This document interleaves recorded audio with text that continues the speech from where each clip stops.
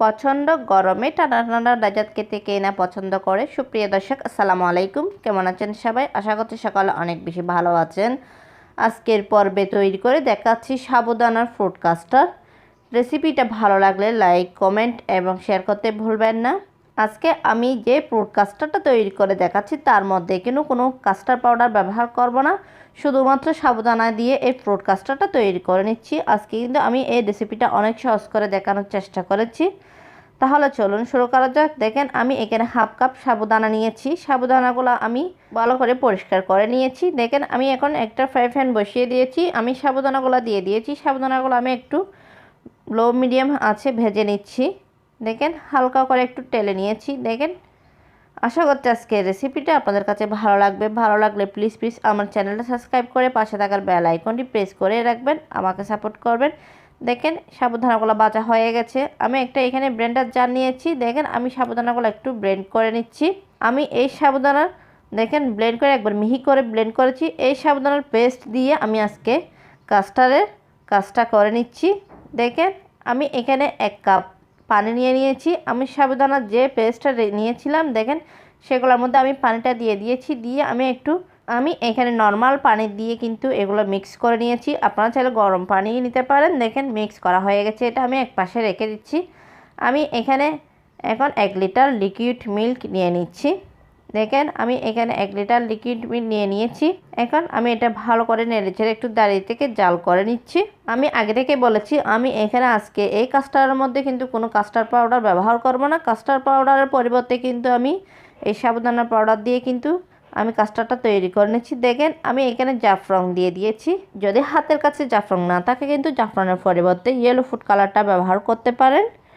দেখেন আমি দাঁড়িয়ে থেকে এই দুধটাকে ঝাল করে ঘন করে নিয়েছি। এখন আমি এখানে 3 টেবিল চামচ চিনি দিয়ে দিচ্ছি। আপনারা আপনাদের ইচ্ছে অনুযায়ী মিষ্টিটা বাড়িয়ে বা কমিয়ে ব্যবহার করতে পারেন।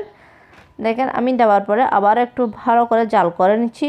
এই দুধটাকে ঘন করে নিচ্ছি, কারণ এটাকে আমি কাস্টার্ড তৈরি করব। তার জন্য আমি মিষ্টিটাকে ব্যালেন্স করার জন্য একটু লবণ দিয়ে দিয়েছি। যারা মিষ্টি খাবারের লবণটা পছন্দ করে না তারা স্কিপ করতে পারেন।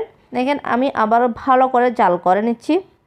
আমি কিন্তু আজকের রেসিপিটা অনেক সহজ করে দেখানোর চেষ্টা করেছি। যদি হাতের কাছে কাস্টার্ড পাউডার না থাকে তাহলে সাবুদানার পাউডার দিয়ে কিন্তু এই কাস্টার্ডটা তৈরি করে নিতে পারেন। তার জন্য আমি আজকে এই রেসিপিটা আপনাদের কাছে শেয়ার করছি এই রমজানে। দেখেন আমি এখানে সামান্য করে বাদাম দিয়ে দিয়েছি। এখন আমি সাবুদানার যে পেস্টটা আগে তৈরি করে রেখেছিলাম সেগুলো এখানে ঢেলে দিয়েছি। দেখেন দেওয়ার পরে আমি ভালো করে একটু মিক্স করে নিচ্ছি। কাস্টার্ডটা ঘন হয়ে আসা পর্যন্ত নাড়তে হবে, না হয় তলানিতে লেগে যাবে। আমি এখানে দাঁড়িয়ে থেকে নেড়েচেড়ে একটু ঘন করে নিচ্ছি। আমি কিন্তু চুলার ফ্লেমটা কিন্তু একদম লো মিডিয়ামতে রেখে এই কাস্টার্ডটা তৈরি করে নিচ্ছি। দেখেন কাস্টার্ডটা হয়ে গেছে। দেখেন আমি কাস্টার্ডটা এরকমই নামিয়ে রেখেছি, কারণ ঠান্ডা হওয়ার পরে এটা আর ঘনত্ব হয়ে যাবে। তার জন্য আমি এটা এক পাশে রেখে দিচ্ছি। দেখেন আমি ফ্রুট নিয়েছি, এখানে 2 রকমের আঙুর নিয়েছি, আপেল নিয়েছি, আমি এখানে আনার নিয়েছি। দেখেন কাস্টার্ডটা ঘন হয়ে গেছে।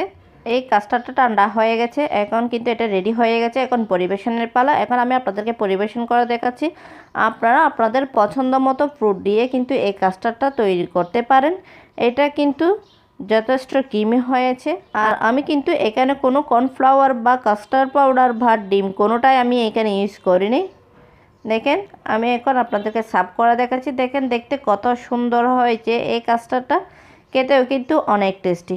আশা করছি আপনারা একবার হলো বাসায় ট্রাই করবেন এই সাবুদানার ফ্রুট কাস্টার্ডটা। দেখবেন ফ্যামিলির সবাই পছন্দ করবে। এই ফ্রুট কাস্টার্ডটা কিন্তু ঠান্ডায় খেতে অনেক মজা হয়। আশা করছি আপনাদেরও ভালো লাগবে। আর আজকের রেসিপিটা আপনাদের কাছে কেমন লেগেছে অবশ্যই কমেন্ট করে জানাবেন। আপনারা চাইলে কিন্তু এখানে আরও অনেক ফ্রুট অ্যাড করতে পারেন।